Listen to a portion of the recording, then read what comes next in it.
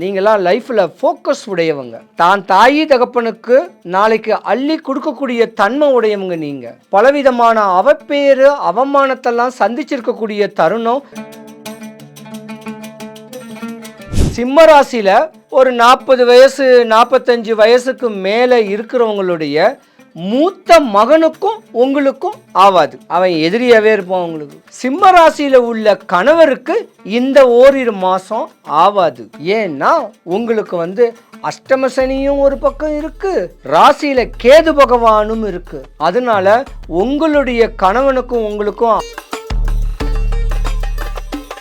கணவன் மனைவியை அனுசரித்து அன்பா பண்பா பக்குவமாக வாழ்ந்துக்கிட்டு போகக்கூடிய தருணங்கள் உங்கள் ஜாதகத்தில் உண்டு. சூப்பரான நேரம், பயப்படாதீங்க. அஷ்டம சனியும் ஒன்றும் பண்ணாது, ராசி இருக்க வேண்டிய ராகு பகவானும் உங்கள் ஜாதகத்தில் ஒன்றும் பண்ணாது. ஏன்னா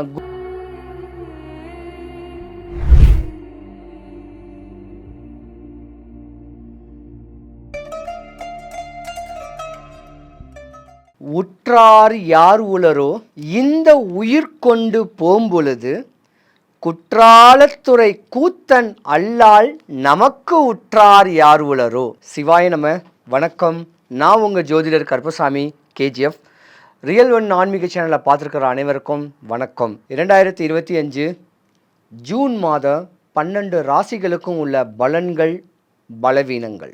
சிம்ம ராசியை பொறுத்த வரைக்கும் யோகங்கள் நிறைஞ்சிருக்கக்கூடிய தருணம் இந்த மாதம் உங்களுக்கு இருக்குது. சிம்ம ராசியில் இருக்க வேண்டிய படிக்கிற குழந்தைங்க படித்து பாஸ் ஆகிடுவீங்க. அது என்ன படிப்பு படிக்கணும்னு சொல்லக்கூடிய தன்மைகளை ஊக்குவிச்சு தான் தாய் தகப்பனுடைய அடுத்தவங்களுடைய தன்மையில் தெளிவு பண்ணிக்கிட்டு நீங்கள் படிக்கிற ஸ்டெப் எடுத்து நீங்கள் படிக்கலாம். நீங்கள் தாங்க இந்த முறை மேன்மை அடையக்கூடிய ஒரு ராசின்னு சொல்லலாம். ஏன்னா உங்கள் ராசியில் கேது பகவான் இருக்காரு, ஞானத்தை கொடுத்துருவாரு, தெய்வீக அனுகிரகத்தை கொடுத்துருவாரு, ஆன்மீக சொற்பொழிவை கொடுப்பாரு, ஆன்மீக தேடலை கொடுக்கக்கூடிய ஒரு தருணத்தில் நீங்கள் இருக்கணும். ஆன்மீகத்தை நீங்க நினைக்கலன்னா நீங்க மாட்டிக்கிட்டு முழிப்பீங்க. அதே போல சிம்ம ராசியில உள்ள பெண்கள் ரொம்பவும் கவனமா இருக்கணும் இந்த மாசம். ஏன்னா இது சுக்கிரனுடைய மாசம், வைகாசி மாசம். படிச்சுக்கிட்டு இருக்கிற பிள்ளைங்களுக்கு காதல்னு சொல்லிக்கிட்டு அன்பா பண்பா அனுசரணைய நான் உன்னை பார்த்துக்கிறேன், நான் உன்னை படிக்க வைக்கிறேன்னு சொல்லி தேவையில்லாத ஒரு பிரச்சனை உங்களுக்கு வரக்கூடிய தருணம் இந்த மாதம் உண்டு. இல்லை 23 25 வயசுக்குள்ளேயே கல்யாணம் காட்சி நடக்கக்கூடிய தருணமும் இந்த மாதம் உண்டு. ரொம்ப கவனமாக இருக்கணும். நீங்களாம் லைஃப்பில் ஃபோக்கஸ் உடையவங்க. தான் தாயி தகப்பனுக்கு நாளைக்கு அள்ளி கொடுக்கக்கூடிய தன்மை உடையவங்க. நீங்கள் பலவிதமான அவப்பேறு அவமானத்தெல்லாம் சந்திச்சிருக்கக்கூடிய தருணம் சிம்ம ராசிக்காரங்க. சிம்ம ராசியை பொறுத்த வரைக்கும் பார்த்தீங்கன்னா ஒரு 35-45 வயசு வரைக்கும் பார்த்தீங்கன்னா பல கஷ்டங்கள் பட்டிருப்பீங்க.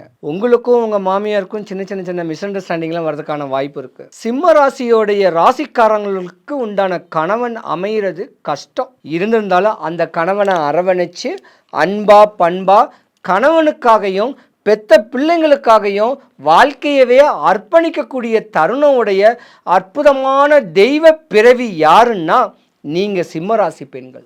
எந்த சூழ்நிலையுமே உங்கள் குடும்பத்தை நீங்கள் விட்டு கொடுக்க மாட்டீங்க, உங்கள் பிள்ளைங்களை விட்டு கொடுக்க மாட்டீங்க, உங்கள் பிள்ளைங்களுக்குனே உங்கள் வாழ்க்கையை அர்ப்பணிப்பீங்க. சிம்ம ராசியில் ஒரு உதாரணம் சொல்கிறேன். ஒரு 40 வயசு 45 வயசுக்கு மேலே இருக்கிறவங்களுடைய மூத்த மகனுக்கும் உங்களுக்கும் ஆவாது. அவன் எதிரியாவே இருப்பான் உங்களுக்கு. சிம்ம ராசியில் உள்ள கணவருக்கு இந்த ஓரிரு மாதம் ஆவாது. ஏன்னா உங்களுக்கு அஷ்டம சனியும் ஒரு பக்கம் இருக்கு, ராசியில் கேது பகவானும் இருக்கு. அதனால உங்களுடைய கணவனுக்கும் உங்களுக்கும் ஆவாமல் போகிறதுக்கு வாய்ப்பு இருக்குது. கணவனுக்கு பிரச்சனைகள் வர வாய்ப்பு இருக்குது, கண்டங்கள் வர வாய்ப்பு இருக்குது. நீங்கள் தான் ஆண்டவனை வேண்டணும். சிம்மராசியை பொறுத்த வரைக்கும் பண்புள்ள ஜாதகம் பெண்கள். ஆனால் சிம்மராசியில் உள்ள ஆண்களுடைய தன்மை எப்படி இருக்குன்னா, தானே ராஜா தானே மந்திரி. தான் வீட்டில் அதிகார தோரணையாக இருந்து எல்லாத்தையும் சாதனை பண்ணுவீங்க, சாதிச்சுக்குவீங்க. 25 வயசுக்கு மேலே கல்யாண காட்சி நடந்திருந்தாலும் உங்கள் குடும்பத்தை சார்ந்து தான் நீங்கள் இருப்பீங்க. அப்படியாப்பட்ட தருணம் உண்டு. ஆனால் இந்த மாதம் உங்களுக்கு இடையூறு வரக்கூடிய மாதம். ட்ரிங்க்ஸுக்கு அடிமையாகாதீங்க. கார் வாங்கணும், புது கார் வாங்கணும், காரை வாங்கி விற்காதீங்க. இருக்கிற தொழிலை பார்த்துக்கிட்டு தெளிவாக மனைவி மக்களோட சந்தோஷமாக வாழுங்க சிம்ம ராசிக்காரங்க. சிம்ம ராசிக்காரங்களுடைய தாய்க்கும் தகப்பனுக்கும் ஆவாது இந்த ஓரிரு மாதம். அவங்க உடம்புல ஆரோக்கியத்தை தெளிவுபடுத்தணும். சிம்மராசியை பொறுத்த வரைக்கும் பார்த்தீங்கன்னா நிறைய இடையூறுகளை சந்திக்கக்கூடிய ஒரு தருணம் வரக்கூடிய மாதத்தில் நீங்கள் தான் ஆண்டவனுக்கிட்ட சரணாகிதி ஆயிடணும். காவி வேட்டி பெட்டி கழுத்தில் ருத்ராட்ச கொட்டை போடுன்னு சொல்ல விரும்பலை. கடவுள் உள்ளே இருக்காரு. கடவுளை பிரார்த்தனை பண்ணுங்க. சிம்மராசிக்காரங்களுடைய அம்மாவை நீங்கள் நினைக்கணும். இப்படிலாம் நினச்சி வந்தீங்கன்னா உங்கள் வாழ்க்கை யோகம். அதே போல் சிம்மராசியிலுடைய அம்மா உயிரோடு இருந்தாங்கன்னா அவங்களுக்கு இந்த 2 மாதம் ஆகாது. நீங்கள் தான் சாமியை வேண்டிக்கணும். யாருக்கும் எந்த குறையும் வரக்கூடாது அப்படின்னு கேட்டு வேண்டிக்கணும். சிம்மராசிக்காரங்களுடைய பார்த்தீங்கன்னா பெண்களாகவே வச்சுக்கோமே, அந்த சிம்மராசி பெண்களுடைய தாய் தகப்பனை ஏதாவது ஒன்று சொன்னால் புஷ்ஷுன்னு கோவம் வரும். ஏன்னா பாசக்காரங்க நீங்கள், அப்படியாமற்ற தன்மை உடையவங்க தான் நீங்கள். ஆனால் ஏமாறாமல் தயவு செய்திருங்க. ஆசை பாசை அன்பா பண்பா அனுசரணையாக உங்களை ஏமாற்றக்கூடியவங்க சிம்மராசி பெண்களுக்கு நிறையாவே இருக்காங்க. ஏன்னா நீங்கள் முகநூல்லையும் இன்ஸ்டாகிராம்லேயும் ஃபேஸ்புக்லேயும் நீங்கள் வலம் வரக்கூடிய தன்மை உடையவங்க.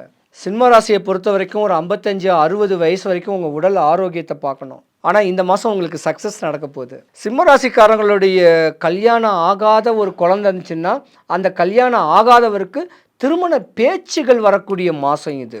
இல்லை ஒருவேளை சிம்மராசியில் இருக்கக்கூடிய ஆம்பளை பசங்களோ பொம்பளை பசங்களோ இருந்தாங்கன்னா கல்யாண பேச்சுகள் நடக்கக்கூடிய தருணம். அதனால் யோகங்களே வருது, மாற்றங்களே வரக்கூடிய தருணம் உண்டு. கணவன் மனைவியை அனுசரித்து அன்பா பண்பா பக்குவமாக வாழ்ந்துக்கிட்டு போகக்கூடிய தருணங்கள் உங்கள் ஜாதகத்தில் உண்டு. சூப்பரான நேரம், பயப்படாதீங்க. அஷ்டம சனியும் ஒன்றும் பண்ணாது, ராசி இருக்க வேண்டிய ராகு பகவானும் உங்கள் ஜாதகத்தில் ஒன்றும் பண்ணாது. ஏன்னா குரு பகவான் உங்கள் ஜாதகத்தில் பலமாக இருக்கார். குரு கடாட்சியம் கொடுக்குறாரு.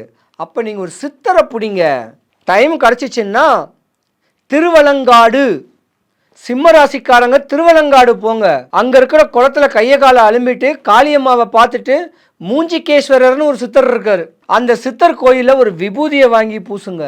அந்த சித்தருக்கு வெத்தலை பாக்கு வாழைப்பழம் பூவுங்களை தானம் கொடுங்க. அஷ்டம சனியும் ஒன்றும் பண்ணாது, ராகு பகவானும் ஒன்றும் பண்ண மாட்டார், கேது பகவானும் உங்கள் ஜாதகத்தில். நீங்கள் போகக்கூடிய இடம் திருவலங்காடு. ஒரு முறை போயிட்டு வாங்க, உங்களுக்கு நோயே வராது. ஏன்னா சிம்மராசிக்காரங்களுக்கு உடல் சம்பந்தப்பட்ட குடல் சம்பந்தப்பட்ட நோய் வர வாய்ப்பு இருக்குது. ஏன்னா நீங்கள் ப்ரெஷர்காரங்க, பிளட் ப்ரெஷர்காரங்க, கோபக்காரங்க.